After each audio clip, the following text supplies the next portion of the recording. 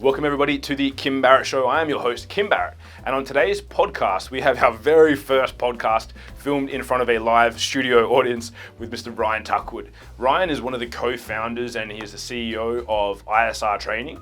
Now, ISR Training are one of the only companies in Australian Shark Tank history to get invested in by 3 of the sharks. So they went through a hard pitch and they were able to close 3 of the sharks on investing in their company and becoming part of their company.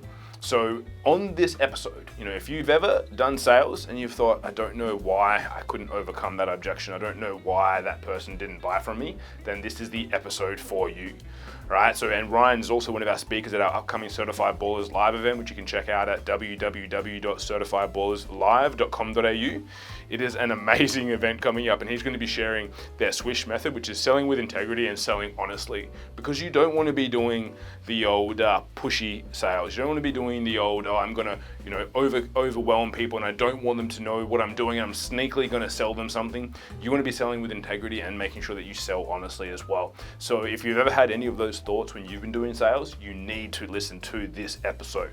And like I said, if you haven't already, head over to www.certifiedballerslive.com.au and grab yourself a ticket. You're going to want it, right? You're going to want to get one, and you're going to need to be there. So otherwise, let's jump into the episode in front of our live studio audience.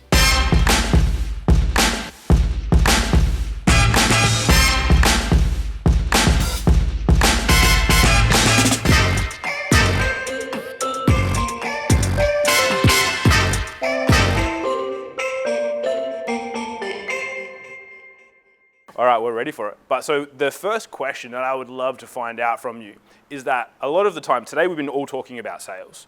A lot of the time people feel like sales is bad, sales is hard, salespeople are slimy, a lot of things like that get thrown around.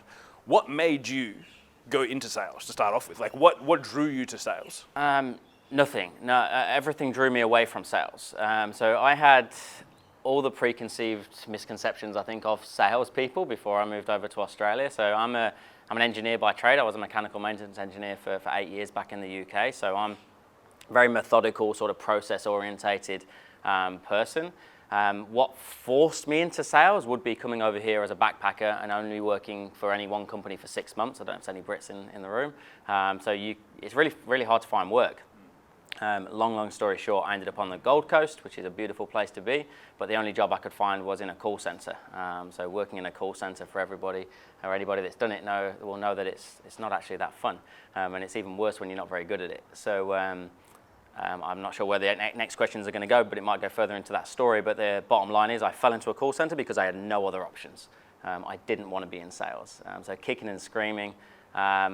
And then I got to a bit of a crisis point when I realized I wasn't very good at sales. I was bottom of the sales board out of 21 people, and I was bottom of the board for 3 months straight. And if you've ever been in a call center, you'll know that they advertise that to everybody because in the call center there is a board and it says Ryan Tuckwood is 21st out of 21 people. So you shit, and they tell everybody you shit at the same time. So you can't hide. My crisis point would be that I got to a stage where I had 31 cents in my bank and I was sleeping on a bathroom floor, and it was, do I go home to the UK, back to my comfort zone, my engineering job and my mum and dad that love me, or do I try and master, if you can possibly master, the true art of sales and negotiation? And I guess that might lead you into where you might be over the next questions of how we come to be where we are today. I'm not sure. It's kind of just asking all my questions for me. Yeah. But so at that point, 31 cents on the bathroom floor, what did you do? Because obviously the next day you still would have had 31 cents. What was that part from there? Because I think a lot of people have had that experience where in business it's been tough and it stays tough. And then there is a time when you make a decision that you're going to do something about it. Yeah. But the next days are still tough. They don't get easier just because you made that decision. What was that like for you? Sure. So I remember the decision point really clearly. So if you can picture me sleeping on a real kind of narrow bathroom floor, this is not a made-up story, this is a true story. I was in Broadbeach on the Gold Coast, and I'm on a lilo. In the middle of the night, that lilo pops. So there's a big bang, shit myself, and then all of a sudden I just go, psst. And I'm laying on this cold tile floor, and I'm just thinking, what the hell? If you followed me on Facebook at the time, I was living the dream. All my friends and family back home thought I was killing it.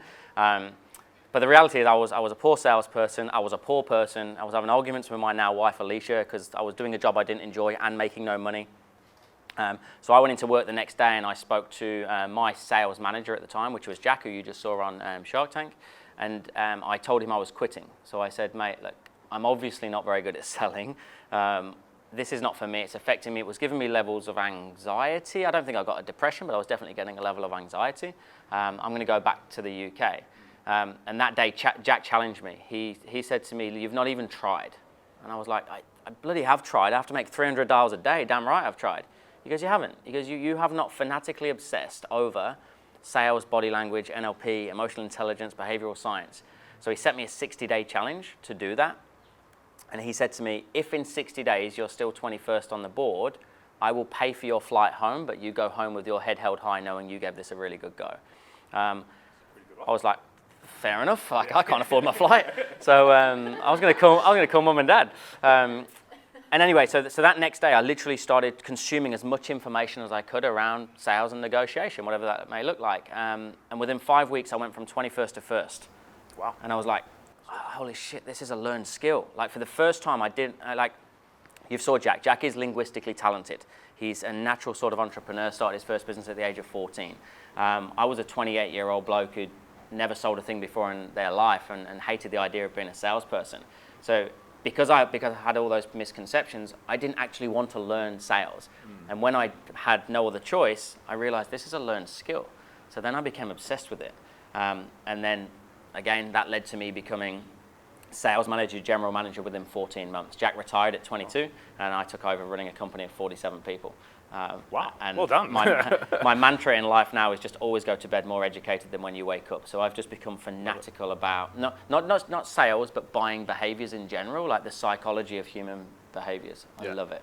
So, that's epic. Yeah. So then, okay, so he's retired. You're the general manager. When does ISR come into play? How does that happen? Pretty soon after. So what happened was, anybody know, if I said to you guys right now, I'm a sales trainer from the Gold Coast, how does that make you feel? You can be honest. Yeah. I've heard it all before. I've heard it, and we know that. And as I said earlier, I had all the preconceived ideas about salespeople. The organisation that I worked at, Jack had retired. Jack left. There was a new management that come in, and they validated all of those misconceptions that I had. That salespeople were bully-like, manipulative. They were not about the consumer. They were all about making money, smash people over the head, Jordan Belfort-esque, try and make as much money as quickly as possible. And it didn't sit well with me. So the higher up I got, the more money I earned, but the more I saw behind the scenes. And then I realized this is not for me. Like this isn't sitting well with me. So I could see that Jack was retired, but also putting on weight, not looking after himself. And I'm like, mate, what are you doing? What am I doing? This is not right. I've really enjoyed training people. I started to realize I had a bit of a skill, I guess, of taking people like myself that had no sales experience and turning them into something special through elegant sales training, which is what we called it initially, in a short amount of time. Yeah. So we had a discussion about what we could create, and then ISR was formed in 2014, just purely with the sole mission to change the perception of sales. That's all we want to do, is just get people thinking about sales in another light, that you can tell the truth, you can be a good person, and you can influence and inspire people to take action for the good, for the greater good of everybody, and make money in the process as well. There's nothing wrong with making money. And that's where Swish was formed, selling with integrity, selling honestly. Yeah, I love that. And so you started that, you're growing, you're helping change the conception of salespeople, and then you're starting to work with clients like you guys are now, like Westpac Private Banking, Amex, and things like that. How did you did you start going straight into those bigger corporates to try and help them with their sales? Like, what was kind of the process there? Because I would, like most people would agree, that's some pretty impressive people to be working with and helping them in their world of sales. Yeah. Firstly, thank you for that, but it definitely wasn't from day one. No, we were quite strategic with it. I mean, I went through a bit of a, how do I explain, like a mental battle. After realizing the company that I worked at weren't looking after people, it started to affect me. I'm like, oh my God, I've done wrong by all these people. And we wanted to like give back. So what we created, by accident or intent, it worked out really well, was a non-for-profit recruitment agency. So we would take job seekers that were looking for sales work, and we would train them up free of charge. And then we would go to the businesses and we'd say, hey, we've got XYZ, they've got no sales experience, but we're going to put them through a 2-day boot camp. Will you employ them if we train them? And Jack and I had a good name for ourselves in the community as good salespeople. So they were like, well, are you training them? Absolutely.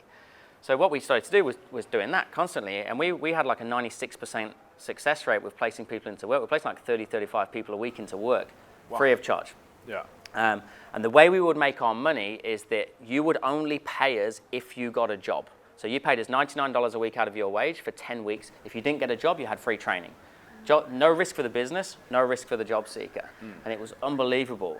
So we placed 2,500 people into work over about 2.5 years. It's crazy. And the stat you would have heard on there is we saved the government $17 million on Centrelink payments. Yeah. So that kind of really thrust us into the limelight, won a couple of awards as sales trainers. Essentially, that's what we were, but we were in a recruitment format.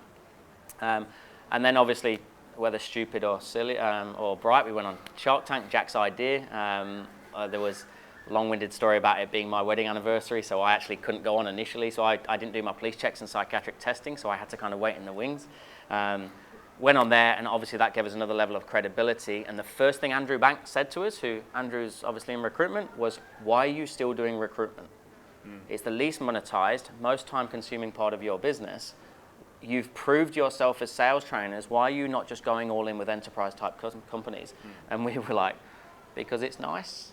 Yeah. That was our answer. And he was like, are you a charity or are you a business? And then Steve Baxter was chiming in, obviously. And it was at that point, literally within about 2 weeks of them coming on board, we stopped recruiting completely. Wow. And we just went all in with approaching businesses as sales training. So that, we didn't go straight to like your Mercedes and Amex and Westpac, but we worked our way up SMEs all the way through. So we still work with independent business owners, owner-operators, people that are in startup that got ideas, but obviously the big goal was to get into some of those Fortune 500 and ASX 100 companies. Yeah, and you're crushing it. That's awesome. We're getting there. And so, so obviously you're coming over to Certified Ballers Live as well, which we are very pumped about. I don't know if you've been to Perth before. I've never been to Perth. Yeah. It's going to be a good time. It's going to be a good time. Now, for people there, for business owners, for entrepreneurs, give us a little tidbit. What are you going to be sharing with us at Certified Ballers Live? Without going too deep, just give us a little sprinkle, because obviously these guys are all here, either solopreneurs or they've got teams underneath them. Like, nice. what will they be able to take away from that? Because obviously I think any small part you can take from sales training has a big impact if you can implement it straight away or you can give it to your team. But what can they expect from you on that day? For sure. I'll reverse engineer it. The worst thing you could say to me when I get off stage would be, Ryan, that was super motivational, I'm inspired. If that gives you an idea of where I'm going with this. It will be super practical. So for me, everybody's different. Like, I don't get motivated by all the rah-rah and the Tony Robbins, and he's great, but do you know what I mean? I need practical training, so it's going to be highly practical. One thing I realized with all the education that I've done over the years with all your old school greats like your Jim Rohn, your Tom Hopkins, your Brian Tracy, Zig Ziglar, all the way through to your Grant Cardone, Jordan Belfort, if you want to throw him in there a little bit as well. He's got merit in some parts. Is that there's 5 distinctive moments in a sales process, and you could break it down real broadly into your introduction. Hey, the pens have been picked up. There you go. There you go. Here we go. The introduction, so literally your first impression. I mean, we can go deep into the psychodynamics of all of that and disc personality profiling, how you can pick people out within 45 to 60 seconds. Then it's your discovery. So how do you open people up in a guided fashion, in an elegant fashion? So how do you open people up that don't want to be opened up? Almost like a psychologist or a counselor. So I've done a lot of study on that side. Tell me about your father. Tell me, lay down for me. Then we go into the presentation. So how do you present your products or service? And there's 3 Ps. So your presentation, your product packaging, and your pricing. And then there would be a level of trial closing. So how are you asking for the business? We know there's low level, mid level, and financial level questioning to ask. Sometimes people are asking the right questions in the wrong order. And then finally, how you handle objections. My whole basis of building a sales training company was to remove objections. And the sole reason for that was I couldn't handle them. I didn't have good mental strength to handle the rejection.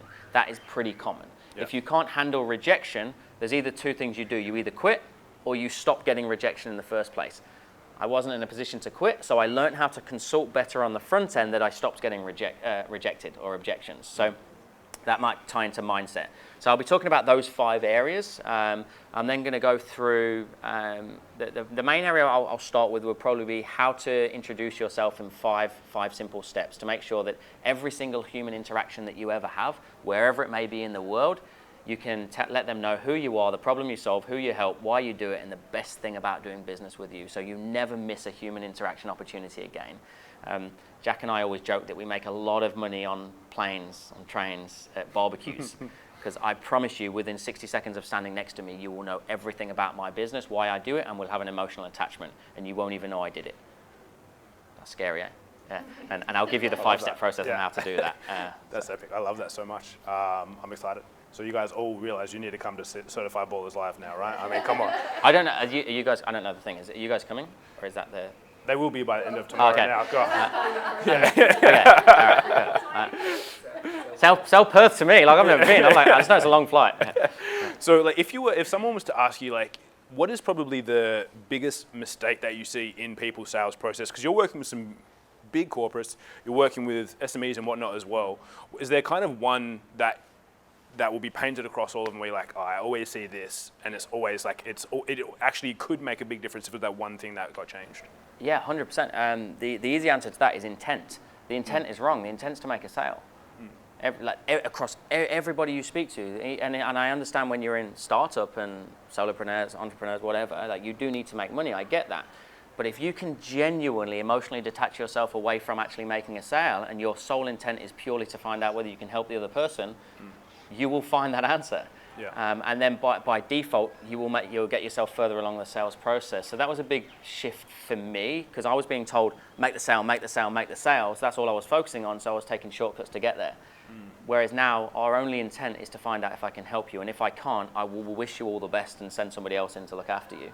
If I can, I believe it's my responsibility to also have the skills to get my product or service in your hands. Yeah. So I don't care what size company it is, that would probably be the major problem, is that their intent is all wrong. I love that. So we were going through earlier a little bit of stuff around marketing, and Jay Abraham's a big mentor of mine. His whole strategy of preeminence, which is exactly that, which is like you do what's the best interest for the client. If it's working with you or if it's not working with you. Yeah. If it's not on your way, best of luck. If it is, then it's greedy of you, and it's inconsiderate of you not to get them on board. 100%. Yeah, you're doing them a disservice. That was a big penny drop for me as well. Is that it took me 2.5 years to get in front of the camera, or even make video content. So Jack was always the real confident one. Like, do you guys like public speaking?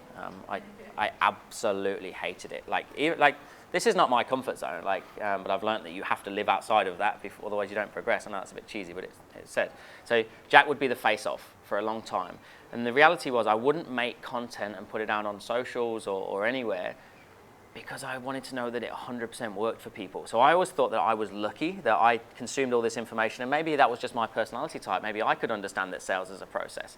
So then I started coaching one person, and then two, and then three, and then it was like, oh, they're all getting results. It took me 2 years of training before I actually put myself out there believing that it worked. And now, because I believe in my product so much, I've got absolutely no qualms in asking somebody for the money. And I genuinely believe if I've gone through my discovery, and you get people say, I can't afford it, let me think about it, pop it in an email, I want to talk to my partner, I know I can help you with that, so I've got no qualms in asking for the business. Yeah. But it took me a long time to get to that stage. What do you say if someone's like, just pop it in an email to me, I just need to check with my partner? Yeah, listen, firstly, I've been doing this for a long time, and if you didn't say that, I'd be very, very surprised. So apart from the fact that you want it in an email and you want to talk to your partner, is there anything else holding you back from getting started right now? I like that. A Rio, appreciate, relate, isolate, and overcome. I love that. Easy. Beautiful, easy. Easy, guys. Why are you making more sales? Oh, come on. So before I bring Calvin up and then we open to some Q&A as well, I always love this question. What's one question I didn't ask you that I should have? Oh, I love that question. I think did you ask Grant that? Oh, I can't remember, maybe. I think you did, and I remember watching yours and I'm like, bugger, I wish I asked that question. That was a good question. What's one question that I never get asked that you should ask is, put him under pressure. Doesn't like public speaking, and just chuck him under a bus. Yeah, I'm actually enjoying the silence. It's quite nice. I've been coaching all morning down the road in Byron. So, maybe my drivers, maybe my whys. Yeah, fill us in, man. My whys are really, really clear. If anybody follows me on socials, I know you do, you'll get spammed by my new baby boy Maverick. He's 9 months old. So I love so the name, by the way, as well. Maverick Ace, the unique one. So that's a big driver for me. But also, we talk about lines in the sand a lot in life, and you can use traumatic stages in your life as a reason to hold you back, or you can use it as a catalyst to move you forward. My dad had cancer back in like 2000 and 2001. He's still with us today, but he's highly disfigured. He's had a lot of reconstructive surgery, and he was a big driver for encouraging me to come out here and follow my dreams.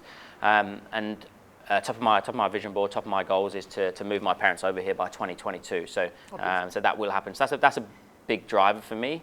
And that's when I'm having stressful days, or I'm like, why am I doing this? Like, and we all have that. I don't care who you are. If you haven't thought about quitting, then you're a liar. That's what keeps me going, you know. So I kind of like talking about that, because I think some people have been through things where they go, oh, well, maybe I'll just stay comfortable. And the reality is, like, you just have to get used to being so uncomfortable. Right now, this was an opportunity for me when you asked me to come and do this. But what he didn't tell me was there was going to be an audience. And if he did tell me there was going to be an audience, that would have made my whole training this morning not so good for the other guys, because it would have given me a level of anxiety. So it was actually a really good thing by default that he didn't even know. Always know the product you're selling, guys. Yeah. He's probably got like 10,000 people at Certified Ballers. I'll just go through those curtains, Ryan. Yeah. I love to have 10,000 people at Certified Ballers. We will. We will have. Yeah, definitely, guys. So what I'd love to do now is bring Calvin up to ask some questions, and if you guys have any as well, would love to go through any questions you guys have for Ryan. He's got probably about, I don't know what the time is, probably about another 15 minutes with us. I find that talent, professionalism, and the ability to execute at a high level is really attractive qualities, and I want to surround myself with as many people as possible that can do that. And you notice just by the way that Ryan holds himself, the certainty by which he communicates his message, people are buying from him no matter what he's selling, right? Because the energy about the way you presented just then, Thank you. And I really mean this, it draws you in. You feel as though, and this is something that every one of us should have at the end of a conversation, and I know that I get this from many of you, is that if you had a conversation with Ryan, I'm sure you would leave that feeling as though, I have an awareness of what I've got, but I feel like he has more to teach me than he was able to deliver, but I don't feel he shortchanged me in that experience. Does that make sense? So you go, fuck, he's got a wealth of knowledge, and I need to hang around with him more to learn more of that stuff. And I think that's a really important part. What I'd like to do, just a couple of quick questions. And by the way, this doesn't have to be shared outside of this room here, but I'm just really fascinated about a couple of things, right? So you guys get started, you're doing sales training and recruitment, right? When you're starting out and you're obviously picking your pricing from nothing, right? A lot of these guys are in that place as well where you may be entering new markets. We talked about going after a premium market. When you're working with an SME, how much in the early days were you charging for a sales training role to come on board and do that? And then I'm interested to know, without naming any names, now you're working with sort of like a Fortune 50, Fortune 100 company. How do you even go about pitching that? How do you go about putting the proposal deck together? Are you underpricing it? What goes into your strategy around that? Yeah, okay, good stuff. So I guess, firstly, thank you for the kind words. Can we box that up, Lauren, and just have that as a little promo? That was amazing. With pricing, firstly, we used to be $69 an hour. And to put it into context, I don't know why we came up with that number. We'll sign up right now. You're better than that. We're now $9.90 an hour, but you need to book a minimum of 5 hours. So it's $5,000 for 5 hours, essentially. So it's like a half-day rate, basically. Little introduction, little teaser. If you book more than 10 hours, it comes down to $660. So the biggest issue we had was we underpriced ourselves. Yes. And when you underprice yourself, you attract a certain clientele. Yes. You attract a certain clientele that don't appreciate what you do. The second we started putting our prices up, and it came from Steve Baxter. So we went from 69 to 99, 149, 249, 550, 616, 990. We've gone on that journey in 5 years. When Steve came on board, he goes, "Where's your FU price?" And we went, "What do you mean? What's your FU price?" He goes, "The price that you want them to really give you, but you don't think they'll give you." He goes, what's your big, hairy, audacious package? And then we created a $100,000 program, a 12-month mentoring program. 5 people joined it in the first month. Fuck. We didn't want them to join it. Guys, write that down. We couldn't service that right now. But the thing is, what you need to create is you create your low barrier of entry. We all know about your tripwires and all things of that nature. But we've got like a $1,500 online program. We've got a $2,000 online program, then we've got a 3. So it's just a little bit out of reach, but it comes with accountability. But when we talk about our pricing, one of the big mistakes I see is that people open with their low barrier of entry. We talked about this before. You spoke about, awesome. So I don't need to go into all of that. So biggest mistake we made was pricing ourselves too cheap. So I would at least double whatever you are right now, at least double it. And it will scare the hell out of you. And then you've just got to truly believe that you can deliver on the back end. The reason we started at $69 is because we didn't believe we could deliver. Now I've got no qualms. Next year by January we go up again. And I'm really comfortable with that. With doing that. So the second part, did that answer that question, by the way? Yeah, it does. And just on that as well, by the way, if those of you who've been following us for a while, Kevin Carey cleaning bins at $9.90, we put them up to $18. He was shitting himself, so we got him to sell it at $35, and then someone said yes, and he's like, oh, fuck, I can do it at $18 now. And then Bobby and Crystal trying to do advisory work in accounting. They had 500 clients, can't service them all, so double or triple your prices, and they didn't lose anybody. They just had a heap more people and got more staff now. So I think everyone can put their prices up, but I love the idea of the $100,000 offer. And you said something that maybe they missed as well. You didn't have the ability to service that, but you were still putting it out there. You sell it and figure it out. Yeah. Perfect. And we had to. Thank you. Lord Jesus. Just curious here. What do you get for $100,000? What is $100,000 over a year? And obviously the model's probably changed, but originally when you're pitching that, what are you putting in place for $100,000? So for $100,000 at the moment, you get 2 hours of coaching one-to-one every single week. Great. So with myself or Jack via Zoom or over the phone. If you want to come in face-to-face, you can do it face-to-face. Yep. You get access to 4 of our boot camps throughout the course of the year, which are 2-day boot camps. That's 2 10-hour days. So our next one is literally this weekend, so good timing, good promotion. And then you get access to our full online training academy, so what we call our Swish Academy, which gives you live weekly webinars every single week, an accountability coach for mentoring every 30 days, and everything we've ever created digitally. Okay, so it's pretty comprehensive. Okay, yeah. So these guys get more than that with me for less money. So next year, this is all going fucking up. Put it up. Yeah, this is all going up. Yeah, 200,000. No, that's fantastic, right? That's awesome. And who's your ideal avatar at that level? I mean, who are you bringing on board that's investing that money? So they'd be your definitely post revenue, obviously. So you're looking at probably like your individual sales managers, CEOs of your corporate company. Yes, so they're in an organization. They don't own it necessarily, but they're in one of the highest sort of management positions. So they're on a couple of $100,000 a year. Yeah, it's not coming out of their pocket. It's coming out of corporate. They'll be invested by their company. Correct. Yeah, so they've got a training budget already, so you need to know who you're going to be talking to. 100%. Awesome. And just on that, and I don't know if I actually said it just now, that whenever somebody asks you for the price point, you probably explained this earlier as well, you always reference the highest one first. As a contrast frame. Yeah. So like starting at the bottom. Yeah, 100%. Fantastic. Love that. Everyone will. That was a big change that I didn't understand. I only got that probably about 2 or 3 years ago. Scott Harris, you'd be familiar with Scott Harris. Yeah, he was talk about your top package first. Yeah, fantastic. I love it. Excellent. Let's do a bit of Q&A. Who's got some questions around the journey, around Shark? I'm also really super interested to know about Shark Tank because you only see what was like maybe an 11-minute video. So what actually, while you guys are considering questions to ask, what was that Shark Tank journey like? You obviously got 3 of them on board, but I think what most people don't realize is that initial thing is really just an expression of interest on their part, right? And then you go and they do their due diligence. I didn't realize that. Okay. So if you take it right back to the beginning, I remember having a conversation with Jack around about December 2018 or 2017 it would have been, and Jack said to me, mate, how do you feel about going on Shark Tank? And public speaking, Shark Tank, no, mate, no, why would we we're going okay, so worst words in business, this is the way it's always been done, or if it ain't broke, don't fix it. Mate, we're doing all right, why can't we just continue as we are? So but if you think it'd be beneficial, you go on and I'll wait in the wings. And he went, good, because we've already been accepted. And he said, we've already been accepted. So anyway, so we then filmed. So what happened was, it was my wedding anniversary on the day of filming. So I was supposed to be in Bali. And you have to do police checks and psychiatric testing as well before you go on to make sure you can handle the pressure of being on there. And so that all the way leading up to it, I said, Jack, well, you do it, mate. Like, this is your arena. And then they give you like a trainer to go on there. So they give you a trainer to handle it. They teach you how to do your elevator pitch. And we're like, we know how to pitch. We teach pitch.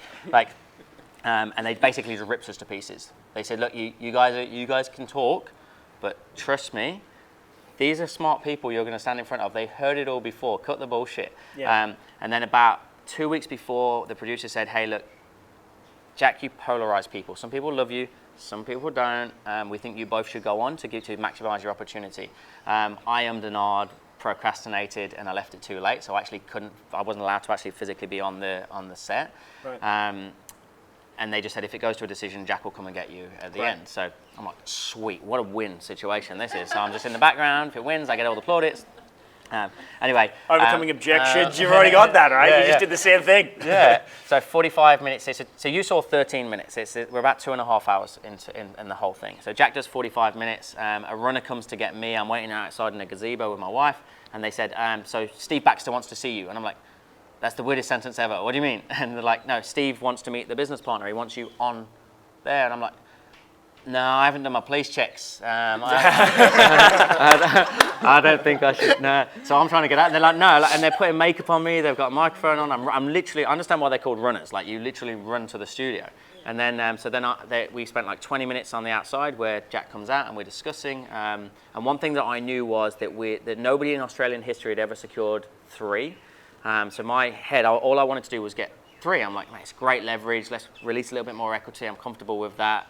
They're all going to bring their own value.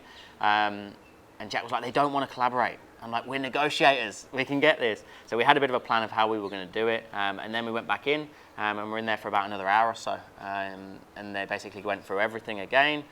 And then exactly as you just said there, at the end of it, when you walk out, you think, well, this is it. This is done. We've just got loads of money. Sweet. Then the due diligence starts. So filmed in March, aired in June. We didn't get the money till September. Wow. Andrew Banks is, he had like the Morgan & Banks, the recruitment agency, but he's also got a training company with an online program in America. Yeah. So he took our online program, gave it to his team for 6 weeks in the States, basically trialed it. They saw a 21% upside in 6 weeks. And then he went, I'm in. Well, yeah, of course he would be. Oh, no, I don't like it. I'm going to go do it myself. I'll just roll with it.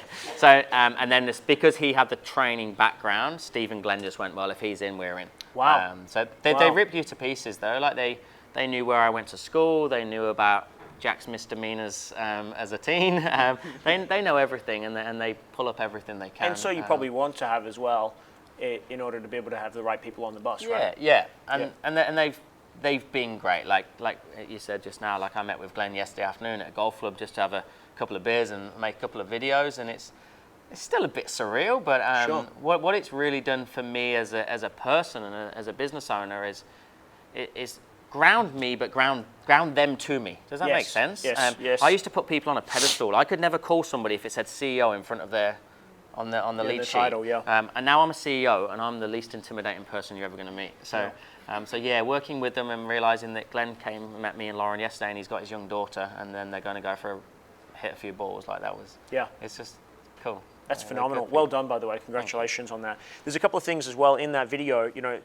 There's a point around, is it a objection or is it a complaint? It's actually probably worthwhile writing down. Is it an objection or complaint? You saw, and it's very easy to have assumed based on the coming out of that, right? You go, and we want to have a collaboration. And how many times did the guys ask for collaborations? And yet at the end, the sharks are attacking one another, saying why they shouldn't work together, why they won't want to work together. Some of them like, I'm absolutely sure I don't want to work with that person. In the end, they all signed on.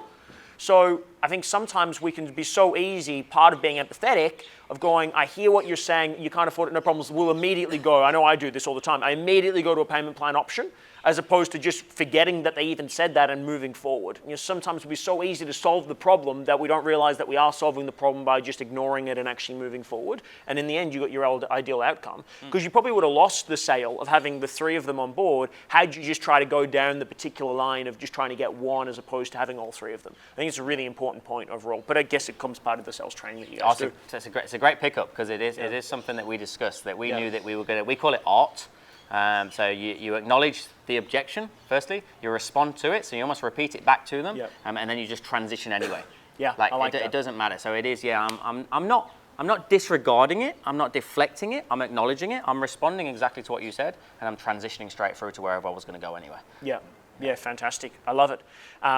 Huge. Let's get some questions. Who's got some Q&A? He asked me early, so. Oh, yeah. Right. Well, this just, all right, cool. It's actually making me feel a lot more pressure. Trust me, I bet I'm more nervous than you. Yeah. Your closing strategy, like when you're actually asking for the sale. Yes. Do you pivot that based on their personality, and do you kind of like vary the amount of emotion or logic, or is that like a a sliding Awesome. scale? Awesome question. So we I've done a lot of psychology training and obviously profiling. So we use DISC just because it's the easiest one to attain to sales. I understand this really well, so you're speaking my Yeah, perfect. So with Myers-Briggs and all, it's 16, and it's just like they pigeonhole you, whereas DISC, I think, it gives you a little bit more flexibility to be situational and environmental, and we change. Like I'm masquerading as an I right now, but I'm a C. Yeah, I know you're Do you know what I mean? You got that? Yeah, I'm an engineer. That was easy, yeah. So yes, in answer to your question, yes, absolutely. So what we create is what we call feature advantage benefit grids. So we will create a list of features, advantages, benefits based around a product, yourself, and your company, which will give you 18 to 30 language patterns, and you can pull upon each of them at any time, depending on the personality type that you've got. So the way that I used to close. Well, this would be my close. So we'd get through to the end of our consultation. I've gone through a couple of little kind of trial closes, and then I would say the process to get you started is really simple, requires nothing more than a basic bit of information, and I'll take care of everything else for you. Process. Problem was the word process. I's don't like processes. So I change now. If I've got an I, I'll say, well, this is the fun part. Yeah, cool. This is where we get to actually become family. This is where we get to really know each other. With an S, I would change it to, listen, what I really don't want to be doing is making too many changes to your sales process today. I want to make some minute amendments and additions to what you're already doing really well. With a C, the process to get you started. With a D, all right, let's get some results. Here we go, let's crack on. Yeah, Yeah, so yeah, in answer, yes, absolutely. that's awesome. Yeah. That's really good.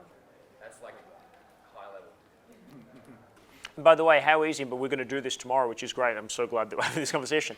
But how easy it would be to build out feature benefit, we call it feature benefit outcomes, your feature advantages. Feature advantage benefit, but same thing, yeah. Same. To be able to build that out for the person, obviously for these guys, they're also doing corporate, right? So it's for you and for your organization. If you're consulting to an individual, it's just really for them, but it might be for them and their families, for example, or if you're doing an organization, or for real estate, for example, it might be for you and your family. But be able to build that out and have the metric, and all it is, it's basically just a grid. It's like, where am I talking on each part of the grid? Yeah, we're going to talk tomorrow as well about quote cards for objection handling, right? So having a series of pre-scripted responses that you write for your ideal avatar around each of those common objectives that you get, objections that you get, to be able to just go to it. You don't have to think about it. You're not attached to it as much. Obviously, you want to have it scripted so you know it, but it's important.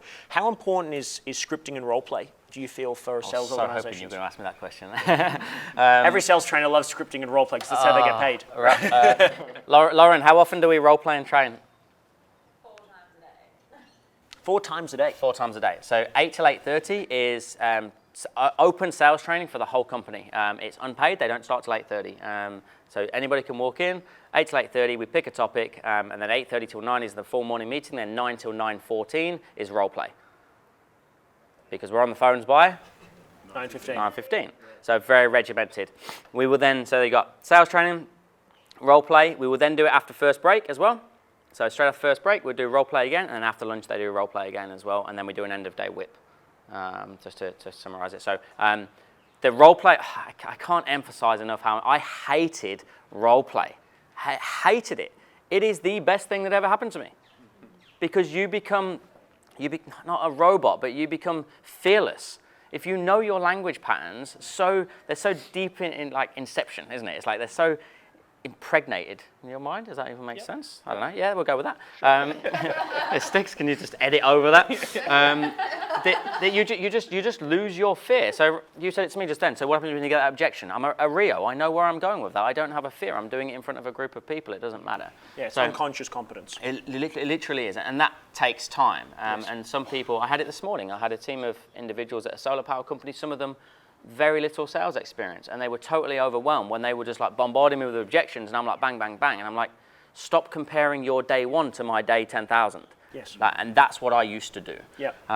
But scripting gives you that framework. Like, you don't want to create robots, but you do need to know where you're going, like 100%.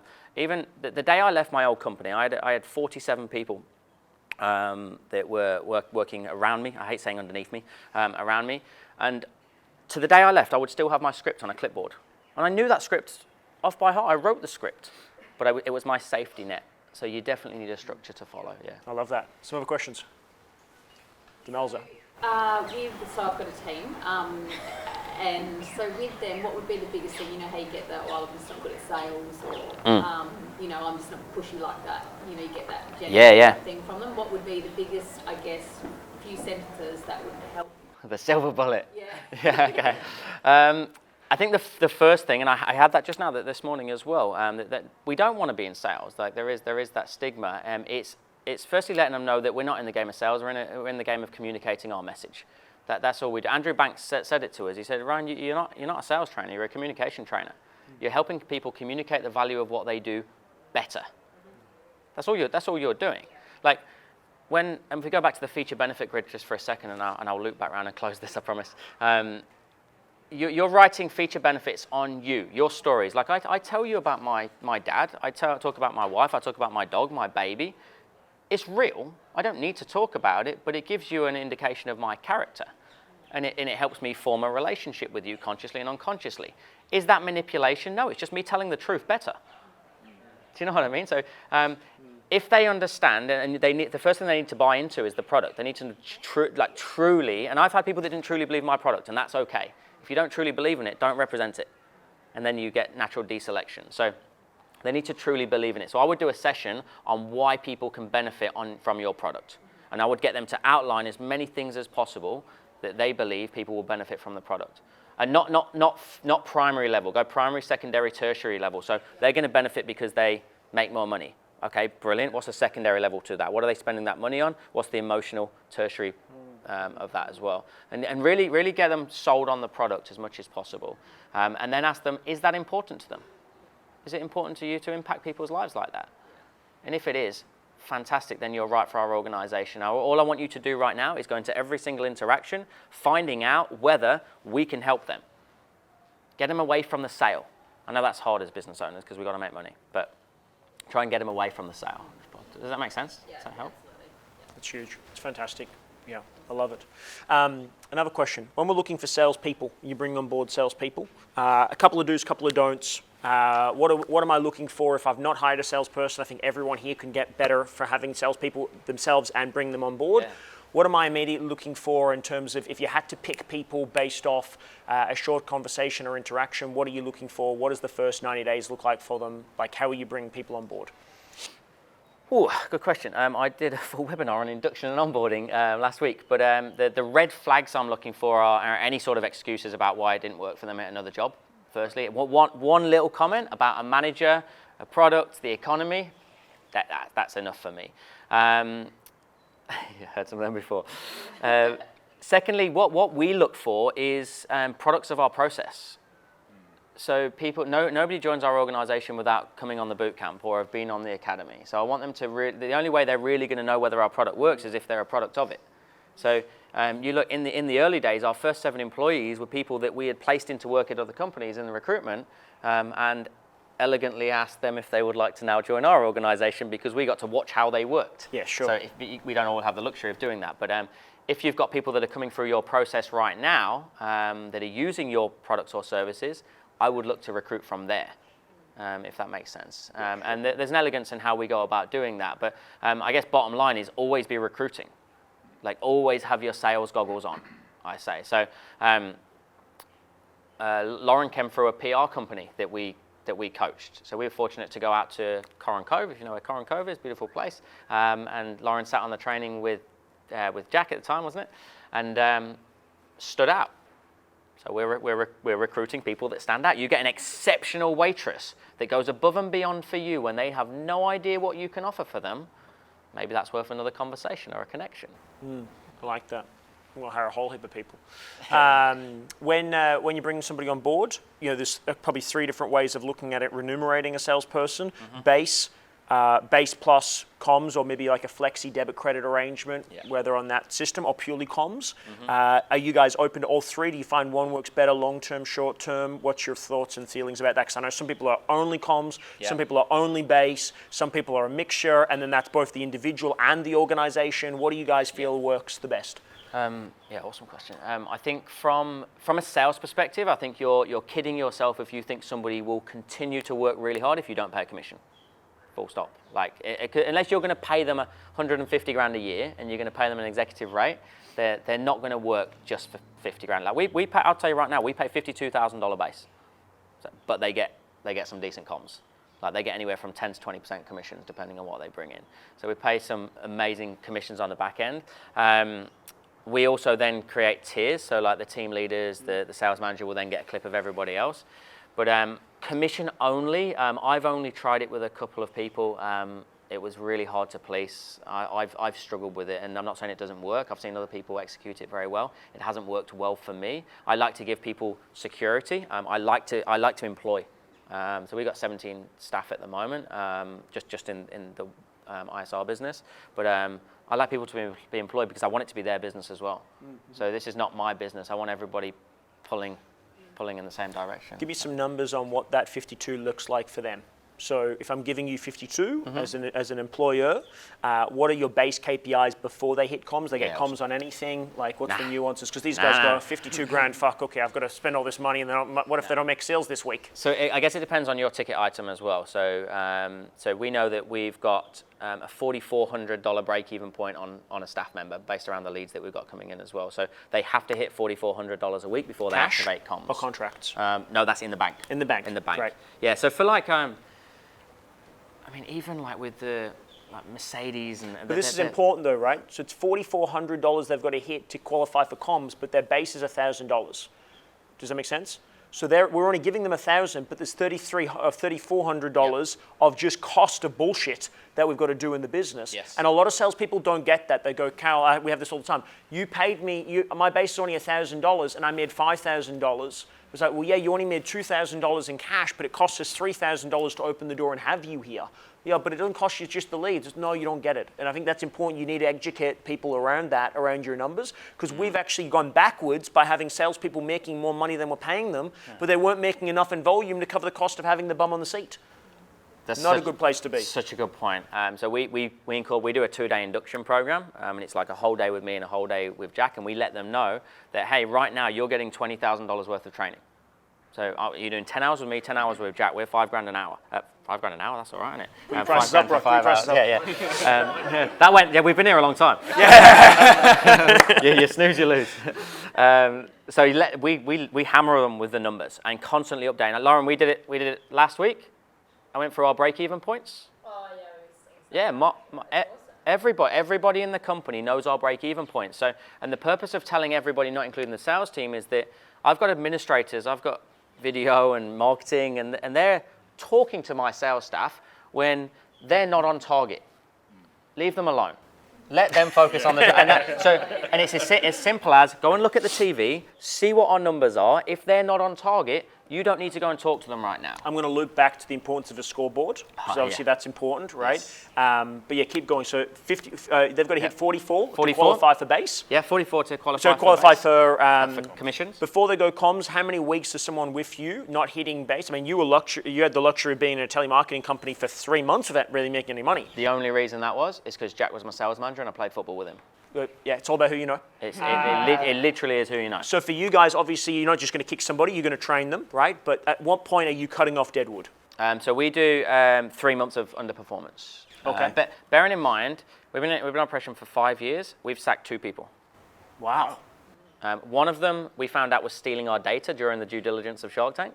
And one guy was, I nearly said his name then.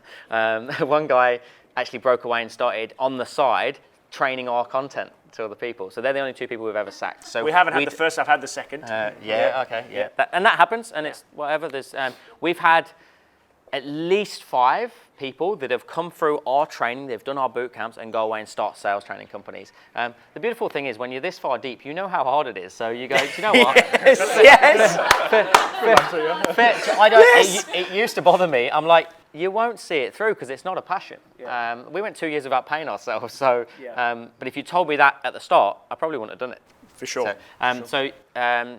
To answer the question, which was 3 months of underperformance. 3 months of underperformance, yeah. But we've also got in place, we've got stepping stones. So like if you're a week underperformance, we give you increased training. If you're a month underperformance, we give you even more training. So every single person in our company I block out 9 hours a week for TCM, which is training, coaching, and mentoring. Training is knowledge transfer, so I'm going to teach you something for the first time. Coaching is solidifying that knowledge for the next 12 weeks. Yep. The mentoring is the mindset to control. So they've got access to so much training that if it doesn't work after 12 weeks, then do you know what? I think we both agree this is not right. And that's hammered home in the induction. But it's an overused phrase. We hire really slow and we Fire quickly. Relatively quickly. Yeah, I mean, I wish we'd have picked up on the girl doing what she was doing quicker. I think it's important, though, from a business perspective for everyone. It's like it takes about 90 days anyway, and I'm interested to know how quickly for you, but it takes about 90 days to really effectively get somebody up to speed in your business. You can shortcut that process, but don't bring somebody on board and expect day one things to rock and roll. Like, you should be making a $13,000 commitment. It's a $1,000 base. I'm making a $13,000 commitment to you, and I've got $13,000 in a kitty to see if you work. Right? Like, obviously you're not hiring them on that proviso, but you get the idea. That should be your mindset of going, it's got 90 days before I'm going to see my investment back.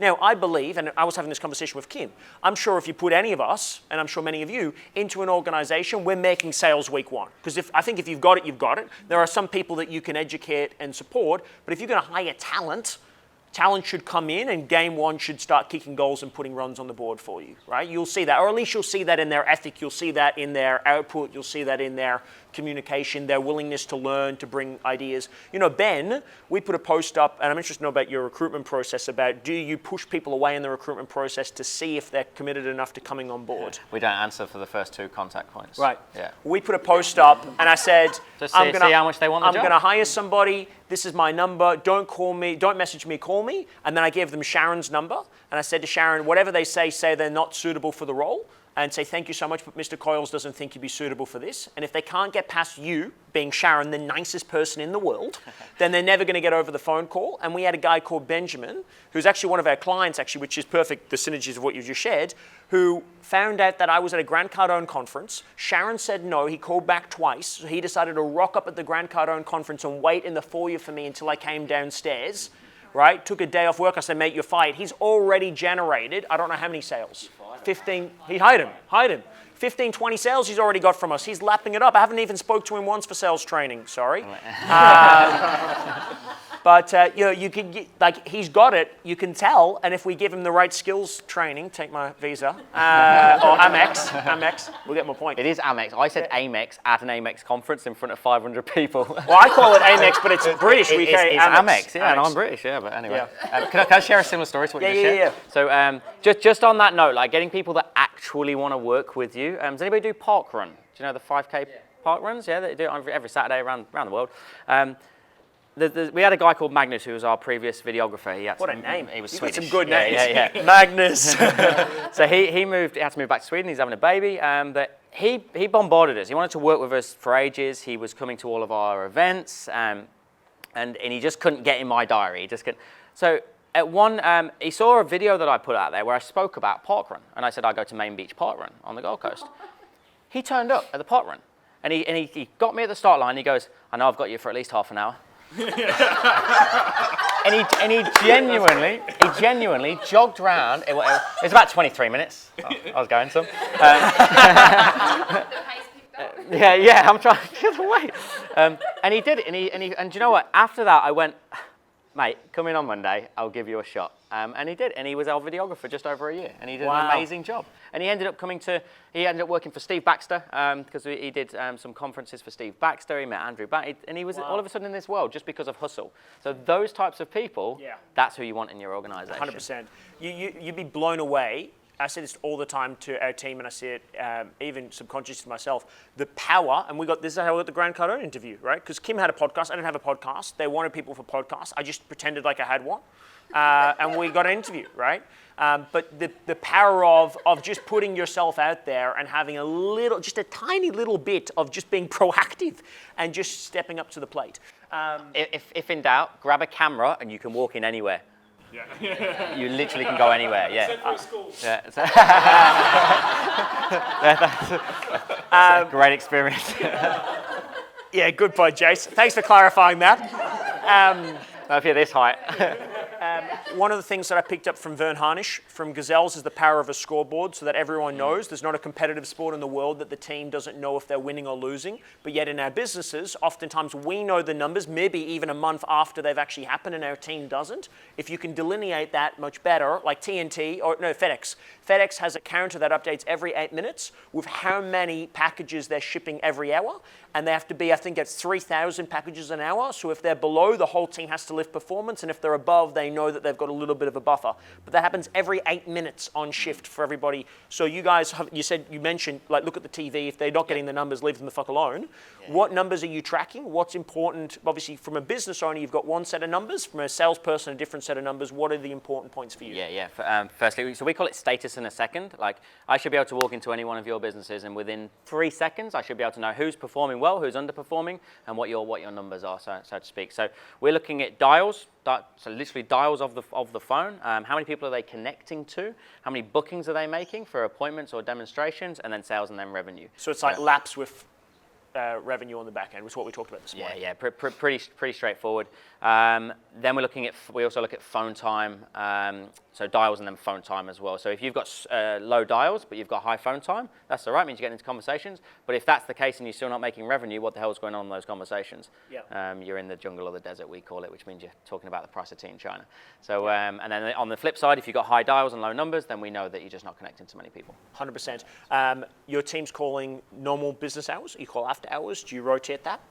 So we call normal business hours, but our team would be, like Lauren will testify to this, so some people will get there at 7:30, they get paid from 8:30, they get paid till 5, some people will be there till 7 o'clock. Some of them are going on a weekend. Right. So they've got total flexibility on when they want to do that. How many dials are you looking for from a person per day? Assuming the average pickups. 80. 80 dials a day. Yeah. Okay, great. And not 300 that I used to make. Yeah, sure. Now they're cold calling or inbound prospecting? Both. Both? So we've got people that will do, so all of our sales guys have to do cold calling as well. They have to generate 5 leads from cold a day. I don't care whether you've done $100,000 this week. You have to generate 5. It's just embed into them. Yeah, it's a good discipline. And the reason we did that is, firstly, I don't understand social media. I don't understand the algorithm. I can introduce you. I've got an affiliate code. ysv.wildsuccess.com. So the algorithm changing just did my head in. It was like leads, no leads, leads, no leads, and it was always like, here's loads of warm leads. All right, guys. Next week we have to do cold calling. So it's like, it's not next week, it's just every day we do cold calling, and then the warm leads are just the cream on top. So nice. So yeah, we spend a nice bit of money, but we might have a chat about it on social media advertising at the moment. If he can't help you, I can. We've got big plans. We're going places. So 80 dials, roughly how many conversations are they having with 80? Oh, that'll get them to about 40 to 50. Okay, so they're getting a pretty good job rate. Yeah. Oh, that's because they'll be calling. A lot of them will also be inbound inquiries. So, sure. So yeah, you'd expect them to be relative numbers. And if they're calling 80, they're having 50 so conversations. How many pitches? How many closes? So I'd be expected to get 10 pitches out from that and 2 closes. Okay, great. So 2 sales a day. 2 sales a day out of 80 calls. Yeah. Yeah. I need everyone to be aware of that. 80 people you're calling, you're only selling 2 people. So Mac, if you call 80 people and you sell 6, keep spending more money making more calls. It's all good. Yeah, it's all good. But that's the correlation that you do. So when people come to me and they say, oh, I'm not making enough sales or whatever, and I go, well, how many dials did you make? Oh, I made 40. Okay, well, how many sales do you normally make per 40 calls? No, it normally takes me 50. It's like, well, no shit. Like, do you know what I mean? But the only thing you focus on, so the only thing that we're really checking, the revenue and sales are a natural byproduct of doing the right process anyway. So we go 3 Ps: people, performance, people, process, performance. Get your people right, get the process for the people right, and the performance will follow. Most businesses do it the other way around. I need performance, I need sales. And then you put pressure on the process and you put pressure on the people. So get the people right, process, and then the performance. So as long as you do your 80 dials every single day, I know you'll hit target. That's all you need to do. Don't come in and say to me, I'm going to make 5 sales today. Tell me you're going to make 5 times more dials if you want to make 5 times more sales. Does that make sense? Now, on this, because I know Karen at some points probably put a hair out on this principle, and I know I certainly have as well. You get a certain type of salesperson. Maybe there's some weeks they're hot, right? It's like things are happening. And then they go, I don't want to have to make 80 calls every day. So can we change the sales process to better suit the people that I want to speak to? Like, how often are you having conversations with the team about the process? I mean, given that you are a sales training organization, I'm not sure if you get the same friction points. Yeah. But for us, we'll get a salesperson, they'll come on board, they'll get some results, but then they'll eventually just become lazy and only want to do the top end of the stuff, not all of the other shit that they have to do. Yeah. So how are you managing that conversation and that narrative? Or is it just that you've got that many people in the team that they know they've got to constantly be performing as part of that? Yeah, I think it's a good point. I've never been asked that question before. For me, it all comes down to your induction. It comes down to the first conversation that you ever have with them, that this is just the way it is. And I would be framing that. I would say, look, I know what happens here. In 6 months' time, you're going to come to me and you're going to say this. And you're going to feel like this. Just so you know, that's not happening. I don't care whether you're doing $100,000 a day or $1,000 a day. This is the process that has worked for us. So if you've got somebody that goes maverick and they want to go rogue on you, then maybe they're not right for the company. Because if I change a process for one person, I have to change it for everybody. Yeah, and then you have no process. And that's not scalable. And this is where Glenn Richards has been amazing for us. Obviously, he's took Green Cross from 1 to like 200 plus and all the pet bonds. So he knows a thing or two about putting framework in for scale. And he's like, everything needs to be regimented. So for me, I've never had that conversation, but I think that maybe comes down to setting the precedent early on. I love it.